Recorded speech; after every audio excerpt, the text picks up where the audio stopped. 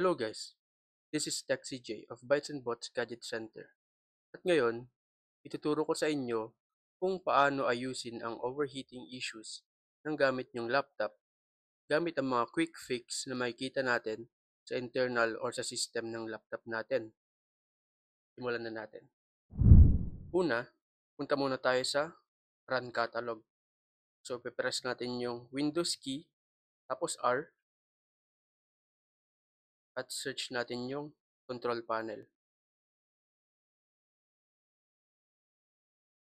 So, kung pa masyadong gamay sa laptop, hanapin mo lang yung Windows key sa display mo o kaya sa keyboard and type mo control panel.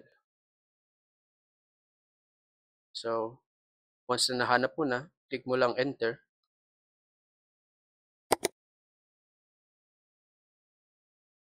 And papasok na tayo sa control panel. Ngayon, kung ganito yung control panel nyo, gagawin natin, punta tayo dito sa view by. And papalitan natin itong category. Click lang natin yan. Tapos may drop down na magpapakita. I-click lang natin yung small icons.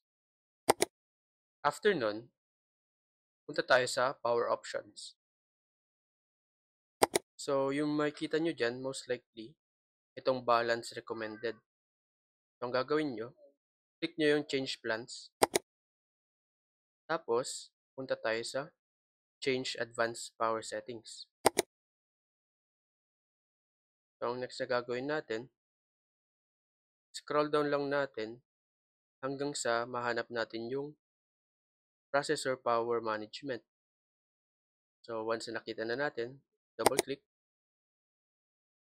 Tapos, punta tayo sa system cooling policy. Natin yan, double click. Tapos, dito sa on battery, iset natin as active.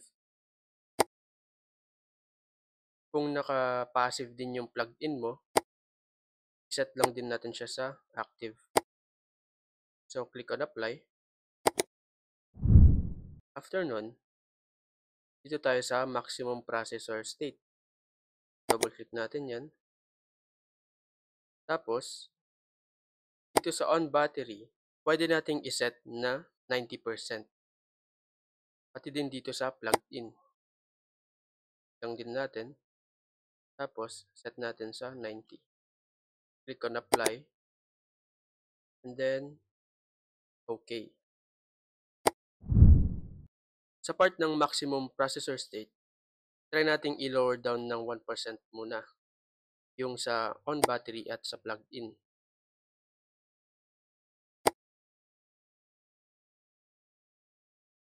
Click on apply. At i-observe natin ang mangyayari sa heating issue ng laptop. Pag nag-persist, babaan ulit natin ng 1%.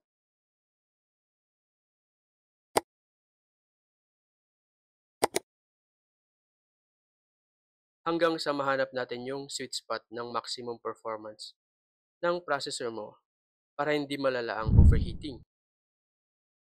Sa ganitong paraan, kinokontrol natin yung energy na pumapasok sa motherboard at processor. Kung ayaw mo mag-trial and error ng matagal, pwede mong palitan ito somewhere sa 85 to 95%.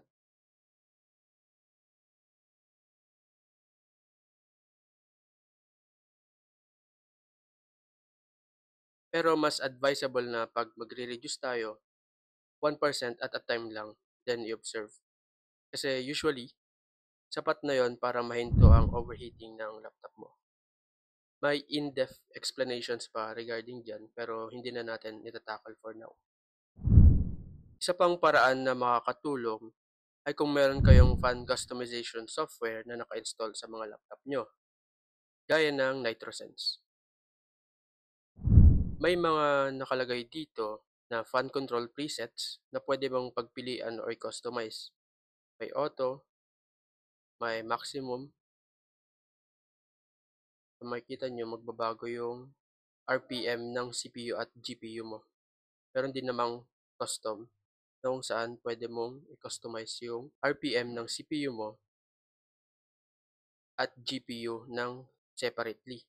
Meron din ditong power plan na pagpipilian at mache-check mo din dito ang real-time na temperature ng CPU at GPU mo. Kung halimbawang walang ganito sa system nyo, pwede kayo mag-download ng any third-party applications na available sa internet. Open nyo lang yung web browser nyo, tapos search nyo, fan customization software. Basta siguraduhin nyo lang na i-research nyo muna ng maigi kung reliable and safe nga talaga yung mga nakikita nyo dito bago nyo sila i-download. At dyan nagtatapos yung part 1 ng video na to. Abangan nyo yung part 2 ng video na to kasi ipapakita ko doon yung mga tips na maaring gawin ng user sa external ng laptop.